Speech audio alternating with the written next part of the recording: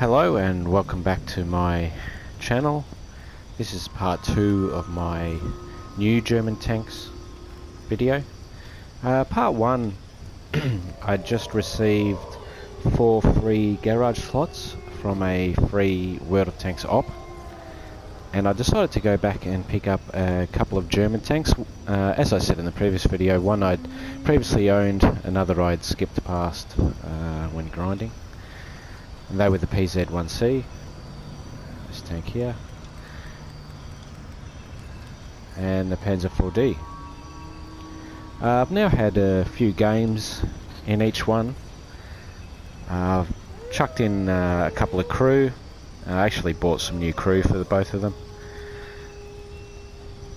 Filled them up with some equipment and ammunition, and yeah, I think I've pretty much sussed out the way to play with them now. I know I've only had a small amount of games in each tank, but I'm pretty confident that I've figured them out pretty quickly, as they are pretty, well, I don't want to insult the tanks, but they are a bit one-dimensional. First I'll just describe what I've done with my Panzer IV-D. After playing it for a little while, I discovered that its best role really is as a sniper. It's quite a mobile tank, I must say. That the thing I really like about it is its mobility. That's pretty much where it ends. The gun's decent.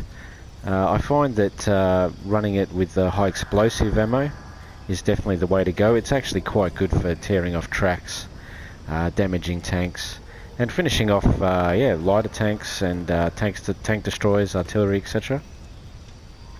But its real key is its mobility. So yeah, I've set it up with equipment to suit its sniping role, which is the camo net,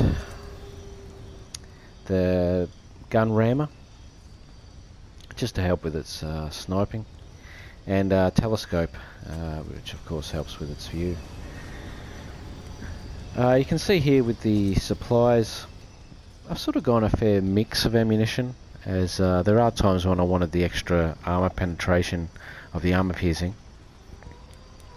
But the majority of the time I'm using the high explosive rounds, which, yeah, they do actually pretty decent damaging enemy tanks. I have used a little bit of premium on it, but I find it doesn't make a massive difference. The very big unfortunate thing with this tank is it plays up to tier 6. When you're up against tier 3 or tier 4, even tier 5 maybe it's okay, but tier 6 it's massively outclassed.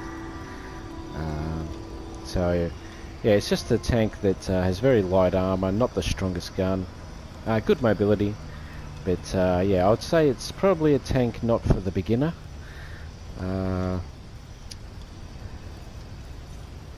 Yeah, there's not a lot of positive things I can say about it.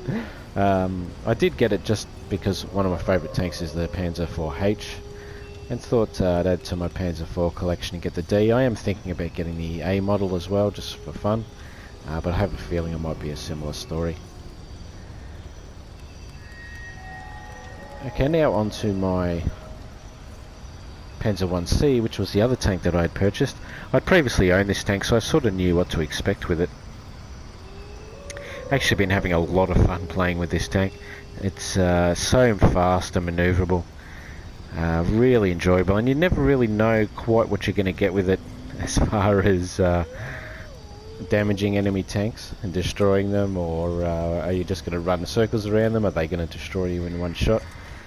It's quite an exciting tank to play. I did try out both guns. The flak gun is a little bit more powerful, for sure, but yeah, the Mauser is the one that I really enjoy. I think it fires off something like 30 or 40 rounds. Doesn't do a whole lot of damage with them, but it can really pound enemy tanks at 180 rounds a minute. It's pretty enjoyable to use. I do find a lot of times though it definitely doesn't penetrate tanks' armour. You really want to try and get behind enemy tanks, which is speed and mobility allows you to do.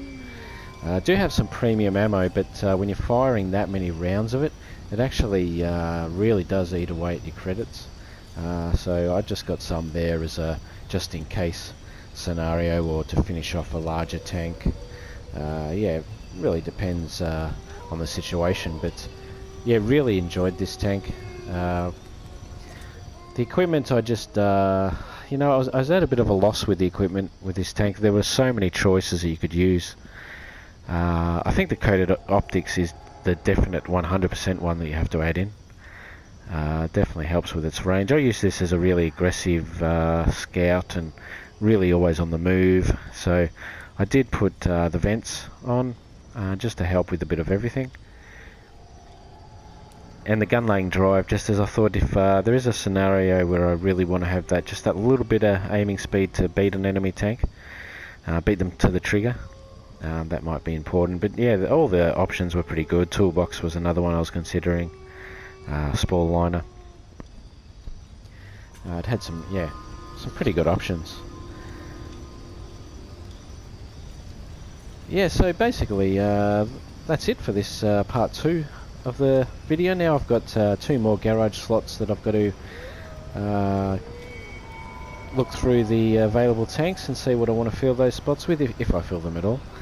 But thanks for watching this video, and I hope you'll check out the rest of the videos on my channel. Thanks for watching.